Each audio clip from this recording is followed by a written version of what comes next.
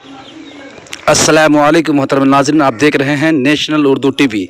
आप तमाम नाज़रीन का नेशनल उर्दू टीवी की ताज़ा तरीन हेडलाइन पर इस्तकबाल है। तो चलिए नाज़रीन, आज हम चर्चा करेंगे एक ऐसी खबर पर, एक नौजवान आलिम दीन की मौत से जुड़ी हुई है। मोहतरम नाज़रीन, मौलाना दिलशाद अहमद इब्न इदरीस मकाम प्रेमनगर, जो एक बहुत ही कम उम्र आलिम दीन थे, एक नौजवान थे और बड़े ही बासलाहियत और ख़िदमत का जज्बा रखने वाला एक नौजवान, बहुत जल्द अपने रब हकीकी से जा मिले। नौजवान चंद साल पहले फारिग हुए थे और उन्होंने दीन की खिदमत की मुनासिबत से उन्होंने असली तालीम का एक स्कूल का भी फाउंडेशन डाला था और बहुत ही जज्बे के साथ उन्होंने इस काम की शुरुआत की थी और बहुत ही कम उम्र की हालत में उन्होंने बड़े बड़े काम को अंजाम दिया और बड़े अच्छे सलाहियत के मालिक भी थे।